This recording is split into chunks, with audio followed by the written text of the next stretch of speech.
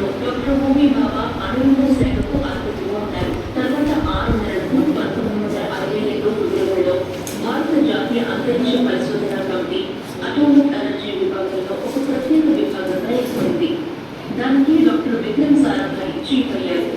ఇతర దేశాలతో కలిసి అంతరిక్ష పరిశోధనలో పాల్గొనడం, శాంతి కోసం అంతరిక్ష విజ్ఞానాన్ని ఎలా ఉపయోగించాలో అన్వేషించడం అప్పట్లో ఆ విభాగం లక్ష్యాలు. ఆ సమయంలో అంతరిక్షంలో ప్రయోగించడానికి రాకెట్లను అభివృద్ధి చేయడం గురించి చాలా దేశాలు సీరియస్ గా దృష్టి పెట్టాయి. దీంతో భారతదేశం కూడా చిన్న స్థాయిలో ఆ ప్రయత్నం ప్రారంభించింది. ఒకసారి ఎన్కాస్పర్ ఒక రాకెట్ లాంచ్ చేయడానికి నిర్ణయించింది. తిరువనంతపురం సమీపంలో తుంబాలో ఇందుకోసం లాంచ్ ప్యాడ్ ఏర్పాటు చేయాలని నిర్ణయించారు. ఈ ప్రయత్నంలో పలువురు సాంకేతిక నిపుణులు పాల్గొన్నారు. 1962లో తుంబా లాంచ్ ప్యాడ్ ఏర్పాటుకు ప్రయత్నాలు ప్రారంభమయ్యాయి.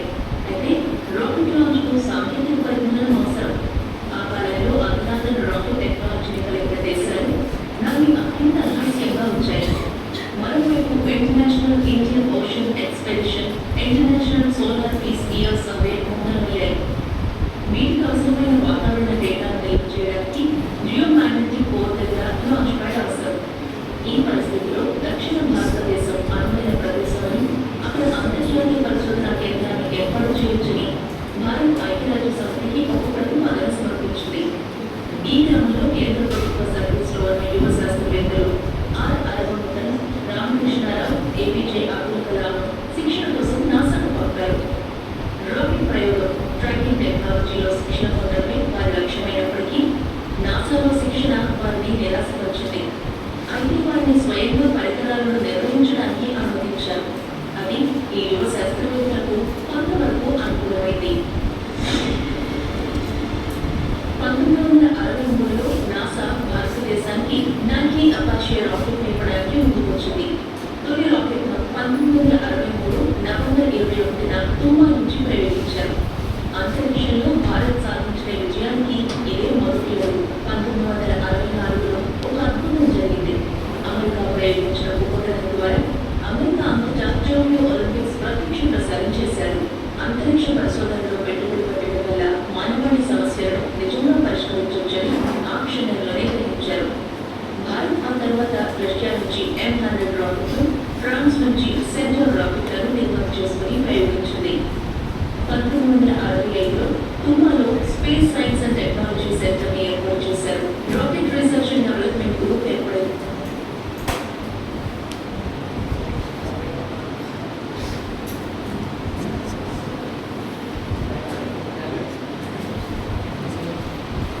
ఈ విభాగాలు రాకెట్ ప్రయోగం, ఉపగ్రహాలను ప్రతి దశలో అవసరమైన సాంకేతిక పరిజ్ఞానాన్ని అభివృద్ధి చేశాయి.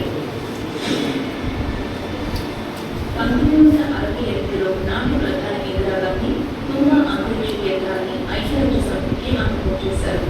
1969లో Indian space research organisation ISRO ఏర్పడింది.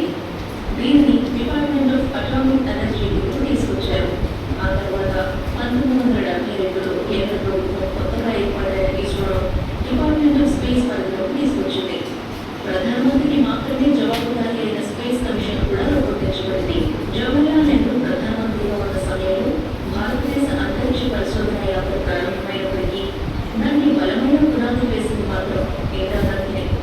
1966 నుంచి 77 వరకు, తర్వాత 1980 నుంచి 84 వరకు ప్రధానిగా ఉన్న ఇందిరాగాంధీ అంతరిక్ష పరిశోధనలపై ఎంతో ఆసక్తి కనబరిచారు.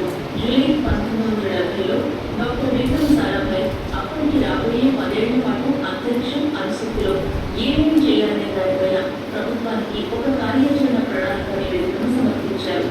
దీని ప్రకారం 1970లలో ఇస్రో ప్రధాన లక్ష్యం ఉపగ్రహాలను ప్రయోగించడానికి ఒక రాకెట్ను అభివృద్ధి చేయడం, అలాగే వివిధ ప్రయోజనాల కోసం ఉపయోగించగలిగే ఇండియన్ నేషనల్ శాటిలైట్ సిస్టమ్ రూపొందించడానికి ఒక ప్రణాళికను రూపొందించారు. 1971 డిసెంబర్లో విక్రమ్ సారాభాయ్ మరణానంతరం ఎలక్ట్రానిక్స్ కమిషన్లో ఉన్న MGK మీనాను ఇస్రో చైర్మన్గా నియమించారు. అయితే ఆ సమయంలో IISc డైరెక్టర్గా ఉన్న సతీష్ ధావన్ దానికి సరిపోతాడని మీనన్ భావించారు.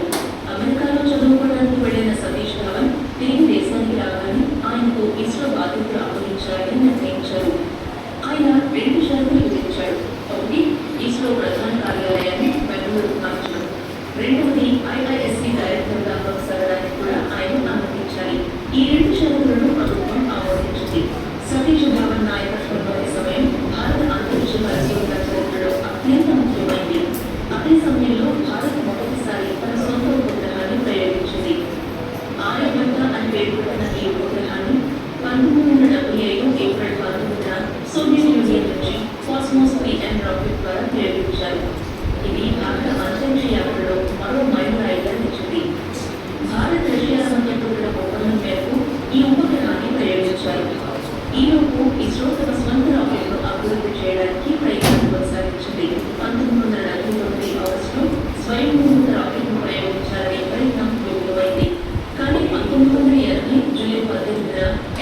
రోహిణి 3ని విజయవంతంగా ప్రయోగించింది.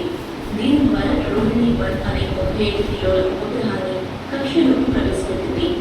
ఈ విజయంతో భారత్ తన సొంత రాకెట్ ఉపగ్రహాలను అభివృద్ధి చేసి వాటిని పర్యవేక్షించగలిగే వ్యవస్థలను ఏర్పాటు చేసుకున్న 6వ దేశంగా అవతరించింది.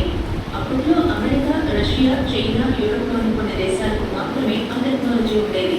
భారత్ తరువాత టెలికమ్యూనికేషన్ ఉపగ్రహాలపై దృష్టి పెట్టాలని నిర్ణయించింది. 1981 జూన్ 19న ఏలియన్ ప్యాసింజర్ పేలోడ్ ఎక్స్పెరిమెంట్ అనే ప్రయోగాత్మక టెలికమ్యూనికేషన్ ఉపగ్రహాన్ని అంతరిక్షంలోకి ప్రవేశపెట్టారు. ఈ సమయంలో ఇస్రో నిర్మాణం కూడా మారిపోయింది. కేంద్రీకృత విధానానికి బదులుగా ఎన్నో శాఖలను రూపొందించారు. రాకెట్ల నిర్మాణానికి, ప్రయోగించడానికి, ఉపగ్రహాల నిర్మాణానికి డైరెక్టర్లను నియమించారు. ఇది ప్రతి విభాగం వేరువేరుగా త్వరగా పనిచేసే వీలు కల్పించింది. సతీష్ ధావన్ ఇస్రో చైర్మన్గా ఉన్న సమయంలో 1972-84 మధ్య కాలంలో సంస్థ చాలా అభివృద్ధి సాధించింది. అదే సమయంలో భారత్ అంతరిక్ష పరిశోధనలో ముఖ్యమైన దేశంగా మారింది. సతీష్ ధావన్ ఇస్రోలో ఎక్కువ కాలం పనిచేసిన చీఫ్. 1983 నాటికి రాకెట్ల ద్వారా 40 కిలోల బరువున్న ఉపగ్రహాల్లో ప్రయోగించగలమని భారత్ నిరూపించింది. అయితే అది సరిపోదని త్వరలోనే అర్థమైంది. దాంతో 150 కిలోల ఉపగ్రహాలను మోసుకెళ్లే లాంచింగ్ వెహికల్స్ తయారు చేయాలని ఇస్రో నిర్ణయించింది. అభివృద్ధి చేసిన augmented satellite launching vehicle ASLV ద్వారా 150 కిలోల బరువున్న ఉపగ్రహాలను 400 కిలోమీటర్ల ఎత్తులో కక్షలోకి ప్రవేశపెట్టడానికి ప్రయత్నాలు ప్రారంభించారు. అయితే 1987, 1988లలో ఈ ప్రయోగాలు విఫలమయ్యాయి. తర్వాత 1992 మే 20న 3వ ప్రయోగంగా ఇస్రో ASLV T3 ద్వారా స్ట్రాస్ అనే 105 కిలోల ఉపగ్రహాన్ని ప్రయోగించింది. అయితే తరువాత స్థాయికి చేరుకోవడానికి ఇది సరిపోలేదు. మరింత బరువైన ఉపగ్రహాలను వివిధ కక్షల్లో ప్రవేశపెట్టేందుకు ఇంకా అధునాతన రాకెట్లు అవసరమయ్యాయి. దీంతో Bharat polar satellite launch vehicle PSLV అభివృద్ధి ప్రయత్నాలను ప్రారంభించింది. భారతదేశం అంతరిక్ష ప్రయాణాన్ని ఎంతో